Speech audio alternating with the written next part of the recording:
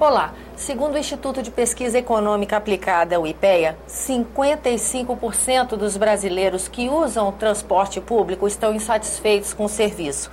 E 51% dos brasileiros não veem melhoria no ensino público. A qualidade do serviço realmente é um desafio que se intensifica nas cidades grandes. Para conversar sobre os desafios da administração das metrópoles brasileiras, nós vamos conversar agora com a senadora Marta Suplicy, que está organizando em São Paulo, no dia 5 de setembro, um seminário para tratar do assunto. Senadora, muito obrigada pela sua presença aqui no nosso programa. A senhora fala de carteirinha, porque afinal de contas já foi prefeita de São Paulo, um desafio grande praticamente administrar um país, não é isso? É, o terceiro orçamento do Brasil, é mais que os estados, né? Então, realmente é um desafio enorme. Mas foi da experiência de prefeita que me veio essa percepção que cidades grandes, São Paulo é a maior cidade brasileira, ou você pega qualquer capital, e o seu entorno, que é a região metropolitana, você não pode mais hoje pensar a cidade sozinha. Por exemplo, pegando a cidade de São Paulo. Você de São Paulo, para chegar a São Bernardo, não tem mais espaço vazio. Ou para chegar em Osasco, ou para chegar em Guarulhos, não tem mais. Então, você não adianta pensar a sua cidade isolada na questão do lixo, na questão da segurança, na questão do transporte. Tem que se pensar de outra forma.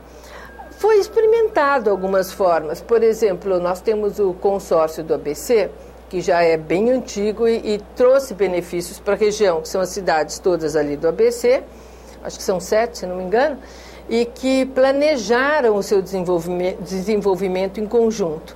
Mas chega num patamar que você não tem mais o recurso, você planeja tal, faz os estudos, e o recurso precisa de pires na mão para o governador. Se o governador quer, ele dá, se ele não quiser, ele não dá. E aí fica meio estagnado, não tem autonomia para fazer acontecer aquele projeto que o consórcio das cidades interessadas planejaram para o seu desenvolvimento, seja para vocação econômica, ou para lixo, ou para o que quer que seja, transporte principalmente. Bom, a partir de observar isso, observar em regiões como na Itália, o norte da Itália, que fizeram uma região que é uma região muito interessante, que era uma região que fabricava cerâmica, mas tinha fabriquetas de cerâmica. E quando eles conseguiram fazer aquela uma região, eles conseguiram dinamizar, criar grandes indústrias, fazer a publicidade conjunta e a região tomou voo. De pobres é uma região muito rica. Na França, por exemplo, a região de Île-de-France, ela é uma região que tem a cidade mais rica da França, que é Paris, mas tem as outras em volta, e administra como um todo. Então, eu comecei a perceber que tinha muita coisa mudada no mundo, e que nós aqui estamos ainda numa ideia muito antiga, de 1970, né, as propostas que existem, e que temos que pensar o novo, e que talvez o novo signifique um novo ente federativo, né, que seria União, governo, esse novo ente federativo que administraria a região metropolitana e o prefeito de cada cidade. Agora, isso não é fácil, é uma emenda constitucional, né, é uma PEC, porque muda tudo. E aí vai ter gente achando que vai tirar menos recurso daqui, mais recurso daqui, menos poder dali. Mas, olha, para falar a verdade, eu sempre entrei em coisas complicadas. Em coisas onde eu acho... Vai entrar em mais uma. Mais uma. Porque mais um eu vejo sempre lá, né? E acho que isso tem que ser pensado.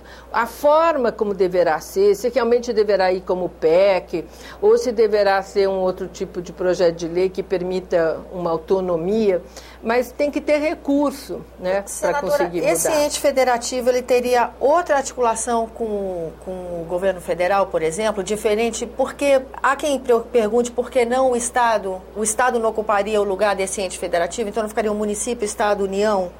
Porque já é assim, não vai para frente. E o que o ente federativo vai poder fazer de novo nessa articulação, nessa relação entre os entes? Aí que vai ser eu diria, a grande dificuldade, a grande novidade.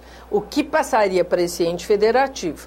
Por exemplo, o que faz a população penar tanto nesse transporte intermunicipal?